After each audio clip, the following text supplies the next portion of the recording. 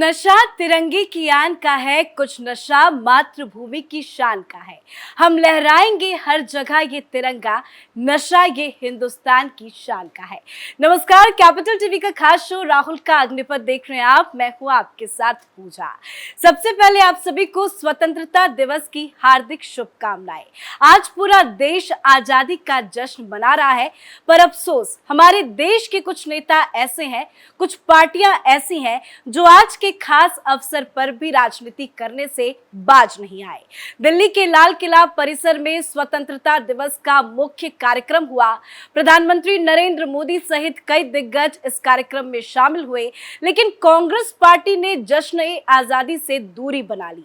लाल किले में हुए समारोह के दौरान खड़गे की कुर्सी खाली देखी गई। बाद में कांग्रेस पार्टी की तरफ से सफाई देते हुए बताया गया कि खड़गे को अपने घर और कांग्रेस पार्टी दफ्तर में तिरंगा फहराना था, इसलिए वो लाल किले में होने वाले समारोह में शामिल नहीं हो पाए। पर कांग्रेस की गैर मौजूदगी कई तरह के सवाल खड़े करती है। तो आज कांग्रेस पार्टी की मानसिकता पर ही चर्चा करेंगे। बातचीत के लिए मेरे साथ मौजूद हैं कैपिटल टीवी के एग्जीक्यूटिव एडिटर राजीव जी। राजीव जी, बहुत बहुत स्वागत है आपका। धन्यवाद। आज पूरा देश आजादी का जश्न मना रहा है, लेकिन कांग्रेस पार्टी की दिक्कत क्या है? दिक्कत कांग्रेस पार्टी की दिक्कत उसकी मानसिकता में है। कांग्रेस पार्टी के लोग और ज्यादातर जो नेहरू गांधी खानदान के लोग हैं, वो चाहते ही नहीं हैं कि इस देश में उनके परिवार के अलावा कोई पीएम हो। और उनको पता है कि प्रधानमंत्री नरेंद्र मोदी जब बोलेंगे तो परिवारवाद की राजनीति पर बोलेंगे ही, करप्शन पर बोलेंगे ही, और देश में अब तक क्या हुआ उस पर भी वो हिसाब किताब देंगे। देश की जनता को बताएंगे कि उन्होंने क्या बदला है और उससे पहले के लोगों ने क्या क्या कुकर्म किए थे, जिसको साफ करते करते 9 साल लग गए। जी। और इसीलिए जो बहानेबाजी हो रही है कांग्रेस के अंदर, जो कह रहे हैं कि कांग्रेस अध्यक्ष मल्लिकार्जुन खड़गे को मुख्यालय में झंडा फहराना था, घर में झंडा कोई फहराना बीमारी का बहाना बना रहा है। कोई बीमारी का बहाना बना रहा है। लेकिन अगर खड़गे को कांग्रेस मुख्यालय में झंडा फहराना था तो उसके लिए टाइम कब निर्धारित की गई, कितने बजे कांग्रेस मुख्यालय में झंडा फहराया जाता है, और पीएम मोदी का ध्वजारोहण कब होता है। कम से कम आप जा सकते थे, बता सकते थे कि हम ज्यादा समय तक रुक नहीं पाएंगे क्योंकि हमें कांग्रेस मुख्यालय भी जाना है, लेकिन वो नहीं कर पाए। अगर आपको समस्या थी तो पहले ही बता देते कि हम तो नहीं जा पाएंगे, कोई और कांग्रेस का प्रतिनिधि जो हमारे आसपास का हो वो जाएगा। सोनिया गांधी कहाँ गई थी? सोनिया गांधी को जाना चाहिए। राहुल गांधी कहाँ गए थे? राहुल गांधी कांग्रेस मुख्यालय गए, लेकिन राहुल गांधी जब कांग्रेस मुख्यालय पहुंचे तो वो स्टेज के आसपास नहीं थे।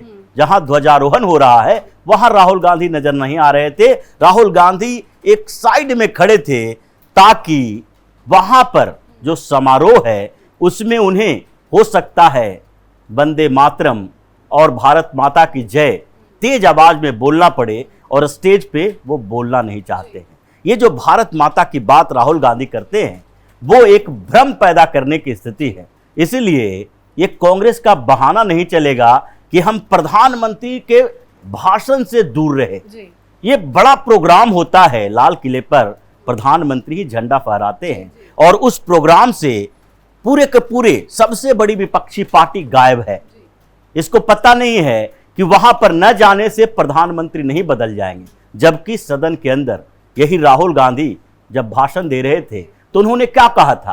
प्रधानमंत्री हमारे भी हैं, प्रधानमंत्री देश के हैं, वो किसी पार्टी के नेता नहीं हैं। उन्होंने जब प्रेस कॉन्फ्रेंस किया तब भी यही बात कही कि वो जो सदन के अंदर प्रधानमंत्री बोल रहे थे वो भारतीय जनता पार्टी के नेता के तौर पर बोल रहे थे, वो पीएम के तौर पर नहीं बोल रहे थे। जबकि पीएम तो हमारे भी वो हैं, हम स्वीकार करते हैं। तो ये स्वीकार करना और अस्वीकारता दिखाना ये दोनों कंट्राडिक्टरी है, विरोधाभासी है। ये विरोधाभासी चरित्र नहीं चलेगा। लोग देख रहे हैं, समझ रहे हैं, जान रहे हैं। जी, लोग तो बहुत कुछ देख रहे हैं क्योंकि सोशल मीडिया पे राहुल गांधी का एक वीडियो भी जमकर वायरल हो रहा है, जिसमें राहुल गांधी के स्वागत में उनको टोपी पहनाई जाती है, तो वो बस 5-10 मिनट के बाद ही तुरंत टोपी उतार देते हैं। ये कैसी मानसिकता है? देखिए, 5-10 मिनट नहीं, 5-10 सेकेंड की बात हो सकती है, क्योंकि वो जिस तेजी से टोपी पहनाई गई और टोपी उतार दिए, वो तिरस्कार था। इसको क्या कहते हैं? इस टोपी को गांधी टोपी कहते हैं। जी। यही राहुल गांधी कहते हैं, गांधी के विचारधारा पर चलने वाले हैं। ये गांधी का कांग्रेस है, गांधी ने बनाया। नेहरू जी भी इसी टोपी को धारण करते थे, लेकिन इसका नाम गांधी टोपी रखा गया।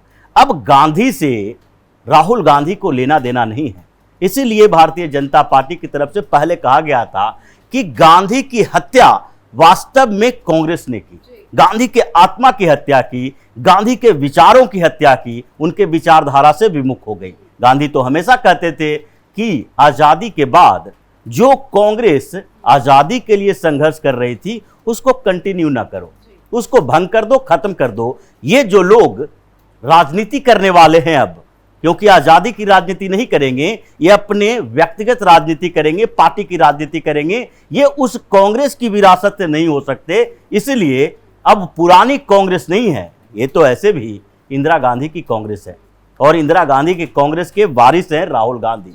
तो इसलिए कांग्रेस की मानसिकता है कि अगर कोई भी प्रधानमंत्री जो गांधी परिवार से बाहर का होगा उसका ये सम्मान नहीं कर सकते। यही बात पीएम मोदी ने सदन में भी बोला था, लोकसभा के अंदर उन्होंने कहा था कि अभी तक रिकॉर्ड देख लीजिए, जितने भी गांधी परिवार से बाहर के पीएम हुए, चाहे वो कांग्रेस के ही क्यों ना हो। लाल बहादुर शास्त्री की बात की उन्होंने, प्रधानमंत्री के अलावा पटेल जैसे नेता की बात की कि इनके सम्मान में इन लोगों ने क्या किया। उसके बाद नरसिम्हा राव की बात की, इन लोगों का पोर्ट्रेट तक नहीं लगाने दिया गया संसद के अंदर।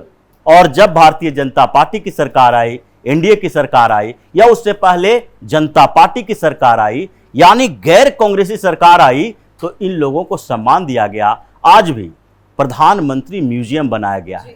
ये नेहरू म्यूजियम क्यों रहे? क्योंकि वही एकमात्र प्रधानमंत्री तो देश के रहे नहीं कि उनके लिए सब कुछ रिजर्व किया जाए। ये लुटियंस जोन पर कांग्रेस ने जिस तरीके से कब्जा किया था, पार्टी मुख्यालय, पार्टी कार्यालय, अपने प्रधानमंत्री के आवास को लाइब्रेरी बना देना, म्यूजियम बना देना, अपने नेताओं के नाम पर ये पूरा लुटियंस जोन पर कब्जा जो करके रखा है, वो धीरे धीरे उस कब्जे को मुक्त कराया जा रहा है। और धीरे धीरे अब लुटियंस जोन से कांग्रेस का ऑफिस भी खत्म होगा, क्योंकि उस जोन में अब किसी पार्टी का कार्यालय नहीं होना चाहिए, उसको जमीन भी मिल गई है। लेकिन राहुल गांधी जिस तरीके का व्यवहार अभी दिखाए हैं, वो किसी भी लोकतांत्रिक व्यवस्था में किसी इतने बड़े पार्टी के नेता को, जो कि प्रधानमंत्री की दावेदारी करने वाला है, विपक्ष का पीएम कैंडिडेट बनने की कोशिश कर रहा है, उसे ऐसा नहीं करना चाहिए। उनको सोचना चाहिए कि उनके एक एक शब्द के अपने मायने होते हैं। जो ये लंबे चौड़े जो बातें कही है, चिट्ठी निकाली है, संदेश दिया है, उसमें एक एक शब्द देख लीजिए किस तरीके की बात की गई है। मेरा सवाल उसी से जुड़ा हुआ आपसे आखिरी है, क्योंकि जिस तरह से मणिपुर के मुद्दे को लेकर भारत माता का उन्होंने जिक्र किया, बयान को लेकर राहुल गांधी पे कई तरह के सवाल खड़े हुए। अब इस तरह की 4 पन्नों की चिट्ठी शेयर करना, भारत माता का गुणगान करना, एक एक शब्दों का जो आप जिक्र कर रहे हैं, वो क्या बताना चाहते हैं? पब्लिक तक क्या मैसेज देना चाहते हैं? देखिए, पब्लिक तक मैसेज ये देखना चाहते हैं और बताना चाहते हैं लोगों को कि वो भारत माता के सपूत हैं। लेकिन पब्लिक ये समझती है कि राहुल गांधी सपूत तो हो नहीं सकते, कपूत ही हैं। और इसीलिए इन्होंने भारत माता की परिभाषा बदलने की कोशिश की।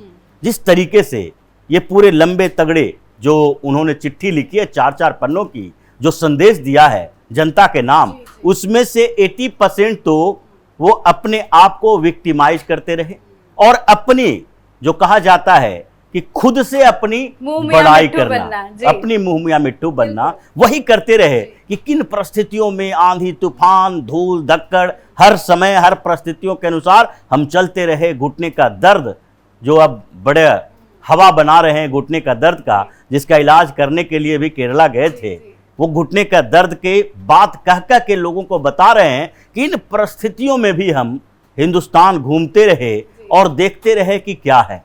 और उसके बाद क्या कहा? भारत माता एक आवाज है, लोगों की आवाज है। आवाज और शरीर, ये दोनों अलग अलग चीज है। शरीर के अंदर ही से ही आवाज निकलती है। हम तो मानते हैं कि भारत माता एक प्राण शक्ति है, जीवन है भारत के लोगों के लिए, जो एक आदर्श स्थिति सिर्फ नहीं हो सकती है, वो वास्तविकता है। ये मानने की जरूरत नहीं है कि अगर कमजोरी, व्यवस्था, व्यक्तिगत तरीके, इन हर चीजों में आप भारत माता की हत्या की बात करोगे तो ये तो हिंदुस्तान के उन लोगों के लिए अपमानजनक है जो कि शहीद हुए, जो मुगल, पठान, तुर्क, अफगान जितने आए फिर भी हमारी भारत माता के ऊपर वो कुछ भी ऐसा नहीं कर पाए कि हमारे वो शक्ति को कमजोर कर सके। हम उसे बचा कर रखे रहे, तभी 200-300 साल के बाद भी उसे भगा सके। ब्रिटिश आए, उसने भी कोशिश की भारत का नाम इंडिया रख के, और इन लोगों ने भी अपना गठबंधन है उसका नाम इंडिया ही रखा है, तो उसने भी कोशिश की कि इस पूरे मामले को चेंज कर दें, भारत का नाम ही बदल दें, तो भारत माता कहां से रहेगी। तो क्या कांग्रेस पार्टी जिस तरह से हमारा देश आजाद हुआ है, या हम भारत का जिक्र कर रहे हैं, आजादी का जिक्र कर रहे हैं, भारत माता का जिक्र कर रहे हैं, क्या कांग्रेस पार्टी लोगों के अंदर कुछ अलग तरह की मानसिकता डालना चाहती है, कुछ और पैदा करना चाहती है, या वो पूरा माहौल ही बदलना चाहती है? कोशिश यही है, क्योंकि अभी परसेप्शन बदला है। अभी लोगों को यह लगने लगा है कि भारतीय जनता पार्टी की सरकार जब से आई, पीएम बने मोदी, और 2014 के बाद से जो राष्ट्रवाद की परिभाषा बताई गई, जिस तरीके की राष्ट्रवादी भावना डाली गई है, उससे ये लोग डर गए हैं। इनको लगता है कि अब हम इसे जमीन से, धरती से, बाउंड्री से ऊपर उठा दें, लोगों की बात करें। और जब आप लोगों की बात करेंगे, हिंदुस्तान के लोगों की बात करेंगे, तो दुनिया का कोई भी ऐसा मुल्क नहीं है, एक परिवार के अंदर भी सारे लोग नहीं है ऐसे जो कि सारे के सारे सुखी रह सके। तो इनको एक आधार मिल जाता है कि अगर हिंदुस्तान में एक भी व्यक्ति दुखी है, एक भी व्यक्ति परेशान है, तो वो भारत माता के खिलाफ है। ये अवधारणा है इनकी, जबकि हम हर परिस्थितियों में इसे जीवित रखने की बात करते हैं। इसको राष्ट्रवाद कहते हैं कि सब लोग हर तरीके का सैक्रिफाइस कर सकता है। परिवार के लिए व्यक्ति करता है, समाज के लिए परिवार करता है, और समाज है जो उससे ऊपर की इकाई, चाहे जहां जिला हो, पंचायत हो, उसके लिए करता है, राज्य के लिए करता है, देश के लिए करता है। ये हमारी सनातन परंपरा है सैक्रिफाइस करने का, त्याग करने का। लेकिन इनको ये समझ में नहीं आता है। ये तो कोशिश करते हैं कि छोटी छोटी परेशानियों को निकालो और उसके बाद सीधे हमला करो राष्ट्रवाद के ऊपर, देश के ऊपर। सरकार तो बाद की बात है, ये पूरी अवधारणा को बदलने की कोशिश कर रहे हैं जो भारतीय जनता पार्टी की सरकार ने बनाई है। जो इस बीच जिस तरीके की अवधारणा चल रही है उसको उलटने की कोशिश करते हैं। खैर, अब इस बात को तो जनता भी समझ चुकी है। सर, मेरा आखिरी सवाल आपसे ये है कि राहुल गांधी पीएम बनने का सपना देख रहे हैं, कांग्रेस पार्टी भी जी जान लगा के राहुल गांधी को बार बार लॉन्च कर रही है, लेकिन आज प्रधानमंत्री नरेंद्र मोदी ने लाल किले की प्राचीर से ये संदेश दे दिया कि 2024 क्या 2047 तक में भी इन्हीं का जो एजेंडा है वो चलेगा और देश मोदी जी के सानिध्य में आगे बढ़ेगा। राहुल गांधी के लिए कितना बड़ा झटका हो सकता है? राहुल गांधी तो पहले से ही सोच रखे हैं कि मोदी से हम कम से कम उसे चुनौती नहीं दे सकते। जब तक पीएम रहेंगे, प्रधानमंत्री रहेंगे मोदी, तब तक राहुल गांधी के लिए कोई वैकेंसी नहीं है। लेकिन ये सोच रहे हैं, अभी 53 साल के ही हैं, कम से कम 70 साल, जो 80 साल का एक लड़खड़ाता हुआ व्यक्ति कांग्रेस को भी लड़खड़ा रहा है, मल्लिकार्जुन खड़गे, जो स्टेज पर जब जा रहे थे झंडारोहण करने के लिए, तो उस समय स्टेज पर लाने के लिए दो दो लोगों के सहारे की जरूरत पड़ रही थी। वो व्यक्ति कांग्रेस कैसे चलाएंगे? अब राहुल गांधी को लगता है कि कम से कम 70 साल के हो जाए, 75 साल के हो जाए, एक बार उस लिस्ट में आ जाएं। अब 47 के बाद की स्थिति राहुल गांधी सोचेंगे। अभी तो कोई वैकेंसी नहीं है। पीएम मोदी जिस विश्वास से बोल रहे हैं उसके पीछे एक आधार है, क्योंकि जो एक गठबंधन बनाते हैं, जो बातें करते हैं, जो इनका संगठन का स्तर है, वो सारा तो यही दिखाता है कि 24 नहीं, 29 नहीं, अभी तो लंबी दूरी है। इन लोगों के लिए दिल्ली बहुत दूर है, थोड़ी बहुत दूर नहीं है। जी, बहुत बहुत धन्यवाद सर समझाने के धन्यवाद। लिए। तो प्रमुख विपक्षी दल के नेता अगर स्वतंत्रता दिवस पर नहीं आते हैं तो इससे कांग्रेस की मानसिकता पता चलती है। कई सवाल राहुल गांधी को लेकर भी खड़े होते हैं। अब आजादी के 77वें स्वतंत्रता दिवस पर अगर देश के प्रमुख विपक्षी दल के नेता राजनीति करते हैं, कार्यक्रम में नहीं पहुंचते हैं, तो आप कल्पना कर सकते हैं कि कांग्रेस आखिर चाहती क्या है। जब वो सत्ता में थे तब उनकी सोच क्या थी, आज विपक्ष में बैठे हैं तो कैसे तड़प रहे हैं, जैसे बिना पानी के मछली तड़पती है। कांग्रेस की इस सोच पर आप अपनी राय कमेंट करके जरूर लिखें।